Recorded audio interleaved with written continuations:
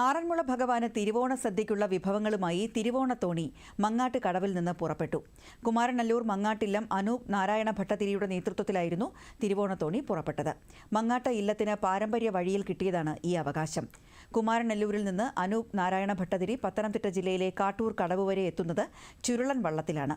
തിരുവോണത്തോണിയിലാണ് പിന്നീടുള്ള യാത്ര. കാട്ടൂരിൽ നിന്ന് 18 കരക്കാരുടെ പ്രതിനിധികളും തോണിയിൽ അകമ്പടി സേവിക്കും. തിരുവോണത്തോണിയിൽ എത്തിക്കുന്ന വിഭവങ്ങൾ ഉൾപ്പെടുത്തിയാണ് ആറന്മുള പാർത്ഥസാരഥി ക്ഷേത്രത്തിൽ തിരുവോണ സദ്യ ഒരുക്കുന്നത്.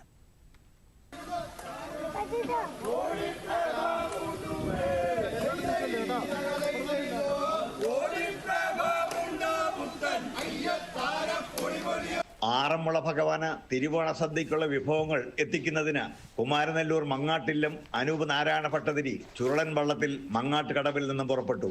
മങ്ങാട്ടില്ലത്തിന് പാരമ്പര്യ വഴിയിൽ കിട്ടിയതാണ് ഈ അവകാശം. കുമാരനല്ലൂരിൽ നിന്ന് അനൂപ് നാരായണ ഭട്ടതിരി പത്തനംതിട്ട ജില്ലയിലെ കാട്ടൂർ കടവ് വരെ എത്തുന്നത് ചുരുളൻ വള്ളത്തിലാണ്. പിന്നീട് അവിടെ നിന്നും തിരുവോണത്തോണിയിലാണ് യാത്ര. കാട്ടൂരിൽ നിന്നും 18 കരക്കാരുടെ പ്രതിനിധികൾ കൂടി തോണിയിൽ കയറും. തുടർന്ന് കുമാരനല്ലൂരിൽ നിന്ന് ഭട്ടതിരി എത്തിയ ചുരുളൻ വെള്ളം അകമ്പടിയായി മാറും. വളരെ വലിയൊരു നിയോഗമാണ് അത്. അങ്ങേയറ്റം സന്തോഷത്തോടു കൂടി ആത്മാർത്ഥമായിട്ടും അതിനെ സമീപിക്കുകയാണ്. എന്താ പറയുക, നമ്മൾ എല്ലാ വർഷവും നമ്മൾ തിരുവാറന്മുളയപ്പന് പാദസേവ ചെയ്യുക. എല്ലാ ദിവസവും ഇവിടെ നിത്യപൂജയുണ്ട്.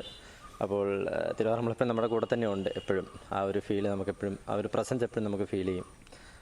വളരെയധികം സന്തോഷം.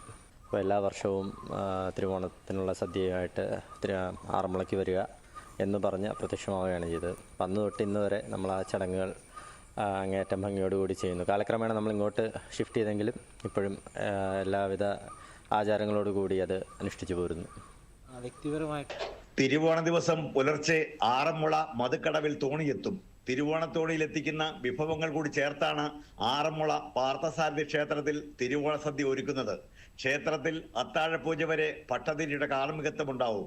വേമ്പനാട്ടുകായലും 3 പ്രധാന നദികളും ചെറുതോടുകളും താണ്ടിയെത്തുന്ന യാത്രയ്ക്ക് തെക്കൻ കേരളത്തിലെ ആചാരാനുഷ്ഠാനങ്ങളിൽ മുഖ്യ സ്ഥാനമാണുള്ളത്.